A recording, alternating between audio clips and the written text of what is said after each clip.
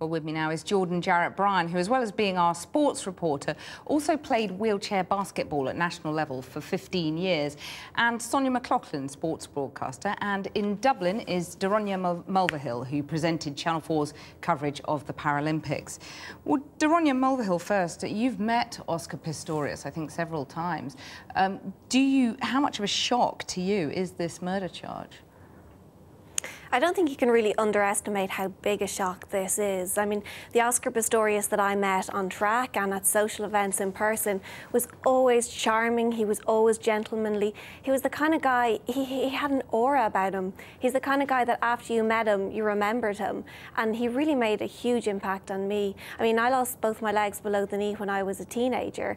And to have somebody like Oscar there as a role model was huge. You can't put into words how much this guy meant to the Paralympic movement. Sonja McLaughlan, would you concur with that? Oh, Daraine is absolutely right. I mean, this summer working on the Paralympics, every athlete I spoke to, when you talked about what first interested you in taking part in sport, all talked about Oscar Pistorius and the impact that he had on them, and the reason that they took up sport in the first place was largely down to Oscar Pistorius. And we were discussing it, Jordan and I, just now. You know, outside of Usain Bolt, Oscar Pistorius is undoubtedly the most famous athlete on the planet, one of the most recognisable sports stars in the world. That's why I think that this story is resonating, is had such a big impact on everybody. Did you see another side to him? We've heard about, you know, his former girlfriend saying at one point that he wasn't what people think he is. Did you see any evidence of that? I have to say, when I first met Oscar in 2007, as Daraine said, he was charming, unfailingly polite. He always called you ma'am when he was talking to you before and after interviews. Latterly, I think the pressure got to him a little bit of being in the spotlight, that intense legal battle he had for the right to compete in the Olympics and to race against able-bodied athletes. And he walked out of an interview with BBC Radio in 2011, objecting to the line of their questioning. I think he got very weary about constantly talking about his life, his story, and he did the same to me at the Olympics. He walked out on a couple of interviews to some fairly, what I thought were innocuous questions. And also, of course, he then, as we know, had this rather ungracious outburst towards Alan Oliveira when he lost in the 200 metres. And although he subsequently apologised for that outburst, I think we saw a different side to him that we perhaps hadn't seen in the past, yes. Daraine Mulvihill, do you feel that you're having to sort of rapidly reassess now that he's been charged with murder? Or were you always sort of aware of that different side that we were talking about? I wasn't aware of that side to Oscar. I find it really flabbergasting that I'm reading so much in the papers today and yesterday about this other darker side, about him maybe being less gentlemanly than I imagined. I did know about him liking to live on the wild side. I knew he had a need for speed. He had crashed a lot of boats, a lot of cars. He apparently used to speed.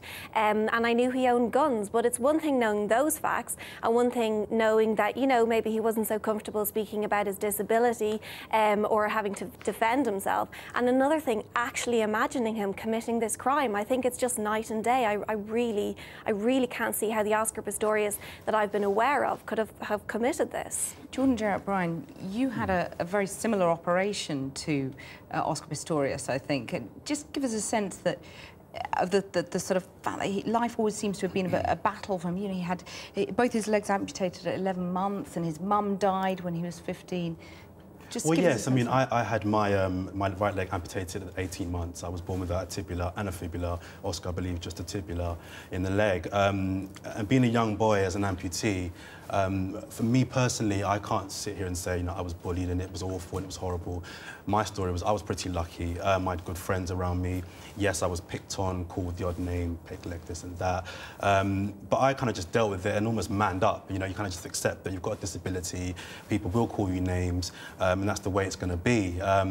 For Oscar, I'm not sure kind of how his upbringing was. It was pretty strict, I'm told. His parents were very, very of the idea that they wanted to raise him as a boy with with no disability. You're just like all the other boys in your class or in your street, and that was the mentality they tried to impart into him. Do you think, Sonja, do you think there's something disturbing about the fact that we're focusing so much on a man who's been charged with murder and not on a young woman who's lost her life here? Well, I think that's really important, that, you know, we should be focusing on Reeva Steenkamp and her family, but it's human nature, isn't it? It's inevitable, given Oscar's status as one of the most well-known sports people in the world, and bearing in mind we're just post-London 2012, when he was so much part of that story, that we are inevitably focusing on him and his story. But I think Jordan's right and makes a very valid point. It's very easy to underestimate when you see Oscar run, and just how easy he makes it look, and what a purely phenomenal athlete that he is. It's easy to underestimate that, just how difficult at times his life has probably been as well. Jordan, just a final thought from you. What will this do for disability sport in terms of the loss of a national icon in a way? Yeah, and I've read reports the last 24 hours about it kind of leaving Paralympics and disability sport on the floor, and it's, you know, it's a massive loss. So my personal opinion is that I think that he was a major part in getting the profile and the credibility of the Paralympics to a level whereby I think it can sustain itself, and to the point now where I think Paralympics wants the inclusion of Oscar Pistorius as opposed to needs the inclusion of him. I think that's the difference. Jordan, Jarrett-Bryan, Sonja McLaughlan, Daraine, Mulvihill, thank you very much all for joining me.